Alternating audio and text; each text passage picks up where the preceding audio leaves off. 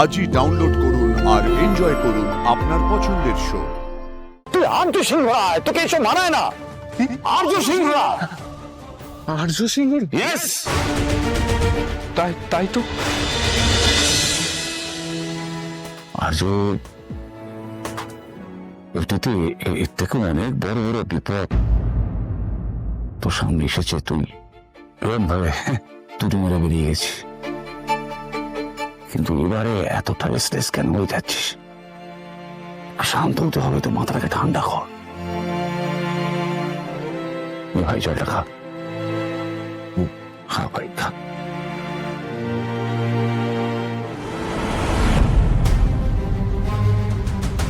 কি হবে? খা। কি করছিস? ঠিক, তুই আবার অনেকক্ষণ ঘুমিয়েছিস। আরে তুই ওকে নিয়ে কেন পড়ে আছিস? ছাড়। ওঠ। আরে অনেকক্ষণ ধরে ঘুমোচ্ছে। আমার শোন, আমার এইভাবে হলে তো হয়েই যেত। এইভাবে হবে না, এভাবে আচ্ছা এইভাবে হবে না, না এইভাবে হবে না। কেন পড়ে আছিস ওকে? না এইভাবে যখন হবে না, অন্য রাস্তা দেখতে হবে। হ্যাঁ, কি হচ্ছে? আরে আরে কোথায় যাচ্ছিস? তোমরা এখানে কিছু কোথায় যাবে না? Very careful.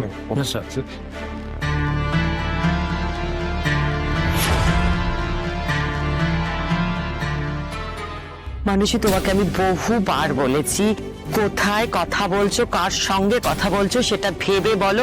এইভাবে কন্টিনিউয়াস বলে যেও না। এইভাবে বললে তো আপনাকে কোনো কথাই বলা যাবে না। হ্যাঁ তো বলো না, বলতে না পারছি তোমাকে। আমি ইলজিক্যাল কি কথা বললাম? আপনি আমাকে এত কথা শোনাচ্ছেন, আপনার টেনশন হচ্ছে বলেই তো।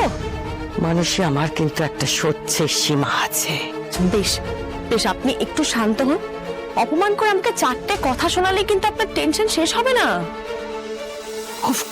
তোমাকে আমি বলছি তুমি চুপ করো, তুমি চুপ করো, তাও তুমি বলে যাবে। সেই জন্যই তো বলছি, আপনার যদি টেনশন হয় তাহলে কথাগুলো আমাকে শেয়ার করুন, আপনার হালকা লাগবে।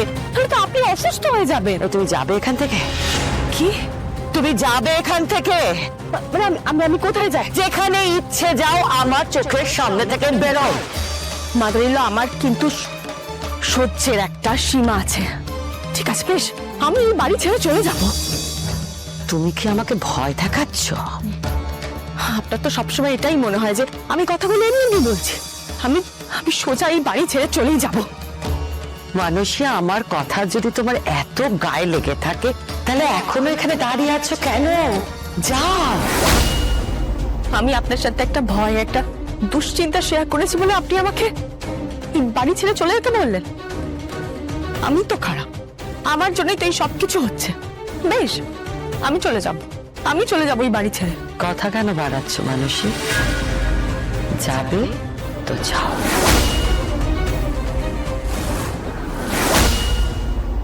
কি তারা আপনারা এভাবে ঢুকে এলেন? আপনি একটু আমার সঙ্গে চলুন, দরকার আছে। আসুন। মানেটা কি? আপনার কোনো দরকার থাকলে বাইরে গিয়ে নাম লেখান। আমারটা এমার্জেন্সি বেশি ডক্টর। বলছি তো এখন যেতে পারবো না। আর আপনার যদি বেশি এমার্জেন্সি থাকে তাহলে অন্য ডাক্তার দেখান বা অন্য হসপিটালে নিয়ে যান। হসপিটালে কাকে নিয়ে যাবো? পেশেন্টকে? পেশেন্ট হসপিটালে যাওয়ার মতো অবস্থায় নেই, আর আমার হাতেও সময় নেই। প্লিজ আপনি চলুন। কিন্তু আমি হোম ভিজিট করি না। আমাকে দেখাতে হলে পেশেন্টকে এখানেই নিয়ে আসতে হবে, না হলে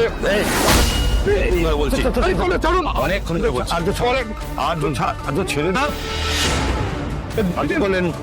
বাধ্য করলেন। আমি তো ভালোভাবে বলছিলাম। আমি তো ব্যস্ত আছি। ব্যস্ত কোথায়? আপনি বসেছিলেন। ব্যস্ত হয়ে যাব, পেশেন্ট চলে আসবে। আসেনি তো এখনো, কেউ তো ওয়েট করছে না। চলুন। আপনাকে রিকোয়েস্ট করা হচ্ছে, আপনি তখন থেকে এভাবে করলাম তো রিকোয়েস্ট।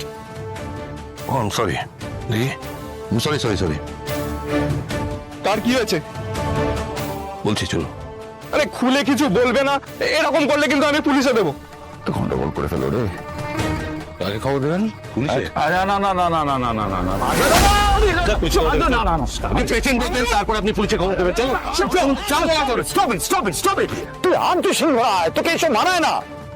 আর্য সিংহ রায়। আর্য সিংহ? ইয়েস, তাই তো।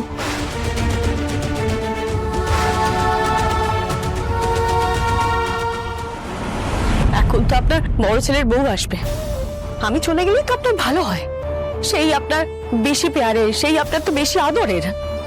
এত কিছু বলে যাচ্ছ, তাও নিজের ভুলটা স্বীকার করছো না তুমি।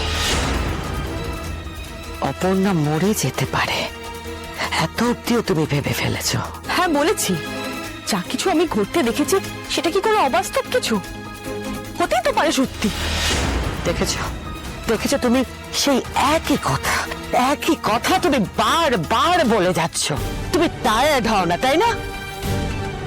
আমি তো অবাক হয়ে যাচ্ছি মাদারিল্লাহ, যে মেয়েটা কেউ নয়, সেই মেয়েটাকে আপনি অলরেডি এই বাড়ির বউ ভেবে নিয়েছেন। এখন তো বিয়েটা হতে দিন। বিয়েটা হোক না হোক, অপর্ণা বারবার প্রমাণ করে দিয়েছে যে ও এই বাড়ির বউ হওয়ার যোগ্য।